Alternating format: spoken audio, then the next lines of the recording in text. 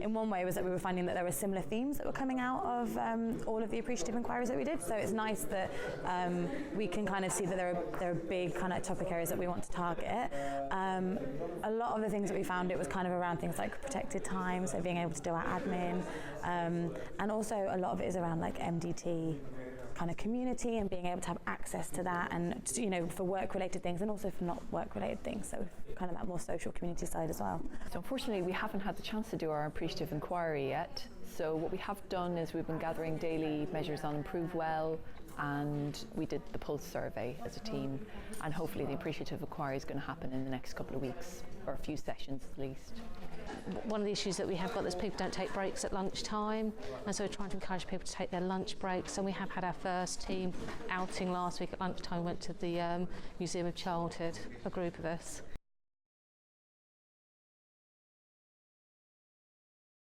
We were kind of panicking a little bit about the uptake on the Improve Well app, because that's what we've been using with the Good Day measure, but we've been finding that we've been having responses, so we've kind of gone for the approach of any response, however many is a great response, because that's something that we can work with, people are engaged. So we've done it a couple of different ways. We've had some members of the team download the Improve Well app.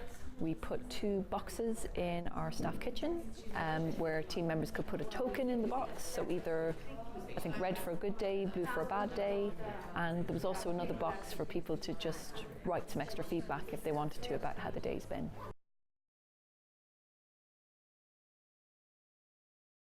I think what we do need to do is go back and review our aims. We were asked to complete the aims at the beginning of the project before we had any of the QI training, and I think some of our aims are a bit too wordy, a bit too prescriptive, and I think we need to reassess those in relation to the Good Day measure and also the pulse survey, so it's more real time, rather than wait for the staff survey results. The challenge to test out a very small idea.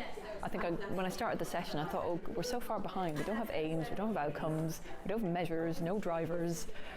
Yeah, we're miles away from testing things out, but just having discussions with the team and with other teams, I thought, oh God, there's loads of things we could do. So that's given me a lot of energy.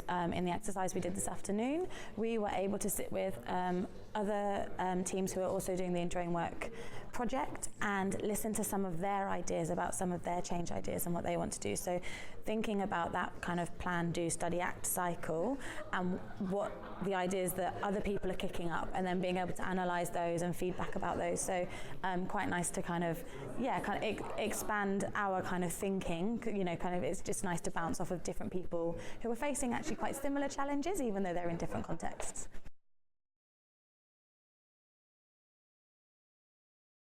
I have no protective time, and within the department we work in, capacity is really limited, so it's a bit of a struggle.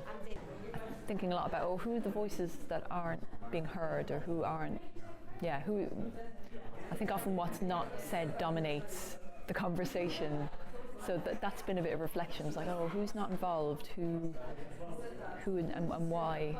So that's been a challenge. When everyone is feeling within the team quite stressed at the moment, and everyone's feeling that they are really tight for time, which is something that's come up, and having a lot of almost negativity thrown back at you a little bit when you're trying to empower your colleagues to understand the importance around why we're doing what we're doing.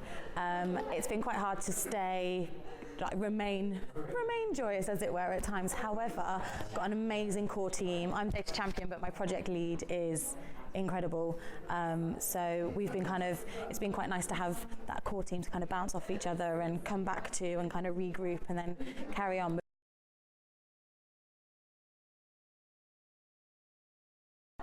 We're quite a big team, so I think to make significant changes in this project may take longer than the life of the project because of our team size. So I think that sort of helped me feel a bit at ease as well. So something that we have started doing was being able to have space to start to interact and interview with each other a little bit more, and we introduced, so this is Joy. It's our little mascot. So we've had lots of people in the wider team making their own joys. So also it's kind of having that space to be able to sit down and do something that isn't work related in terms of kind of like your specific kind of clinical caseload, but being able to sit down and start a conversation with someone around something relating to kind of enjoying work, and being able to kind of have the time to pull some ideas out of people in kind of a space that's a bit more relaxed and not kind of, oh, like, you know, you're sat at your computer to do something, let's take 5 minutes and sit down together and do that. And it's gone well so far. We're going to take over the world, that's the plan.